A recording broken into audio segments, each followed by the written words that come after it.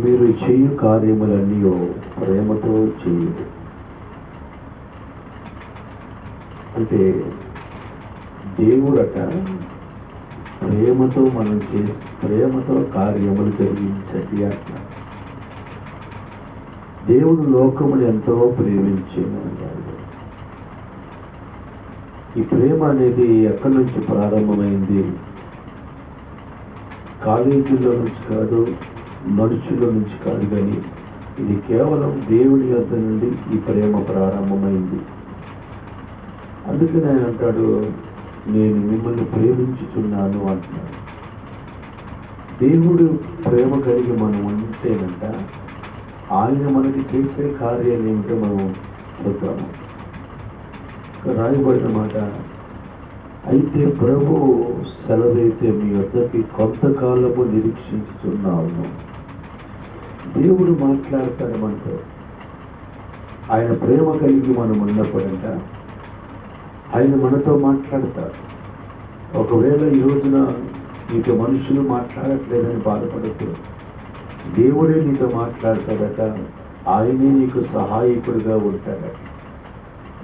అప్పుడేమైనా దేవుడి బిడ్డలారా, నువ్వు ప్రేమ కలిగి దేవుడి మీద ప్రేమ కలిగి ఉంది. మనుషుల్ని ప్రేమించే అంత ఇదిగా దేవుణ్ణి ఎక్కువగా ప్రేమించు.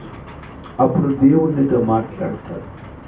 నీ బాధలు ఏమిటో, నీ కష్టాలు ఏమిటో, నీ కన్నీళ్ళు ఏమిటో ఆయన అడుగుతాడు. ఆయనకి నువ్వు చెప్పుకుంటావు. అప్పుడు నీ గుండెల్లో ఉన్న ప్రతి బాధ తొలగిపోయింది. అప్పుడు ఆయన నీతో మాట్లాడటం వల్ల నీకు నెమ్మది కలిగింది.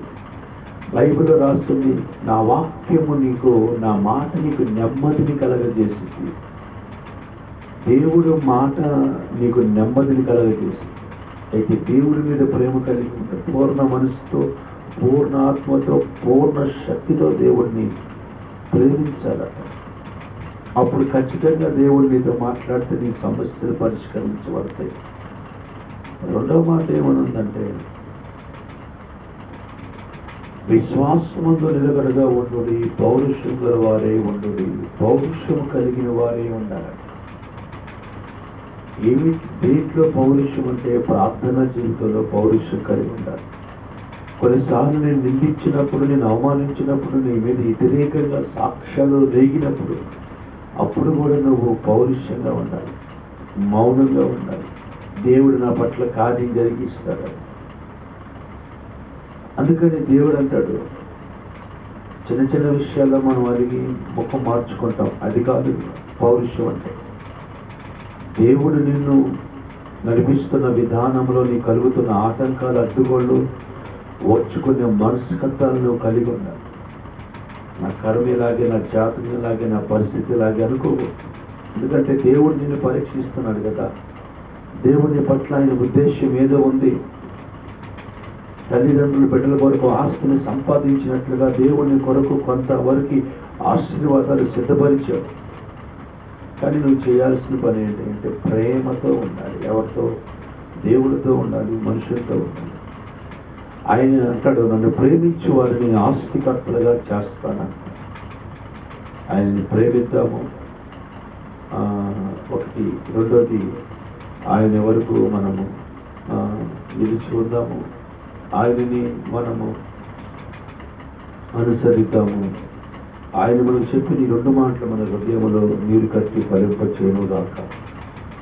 ఆమేన్. ప్రార్థన. పరిశుద్ధులైన తండ్రి, మా పిచ్చిలగుట్ట ప్రాంతాన్ని దర్శించండి, సహాయించండి.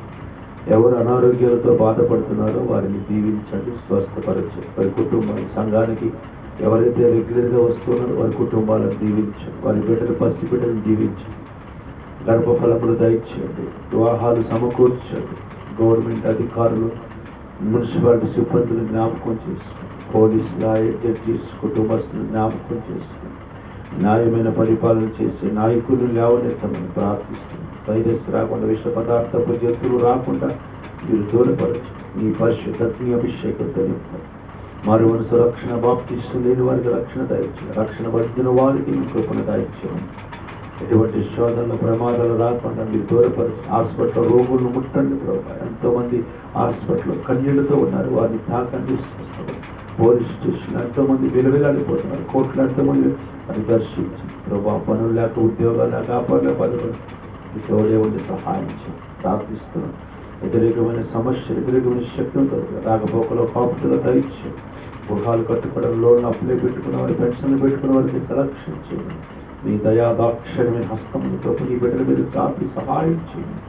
యేసు నామములో ప్రార్థన సమర్పించి ఈ మందిరాన్ని కూడా దీవించండి. మందిరం కట్టుబడితో కట్టడానికి సహాయం చేయండి. యేసు నామములో తండ్రి ఆమేన్.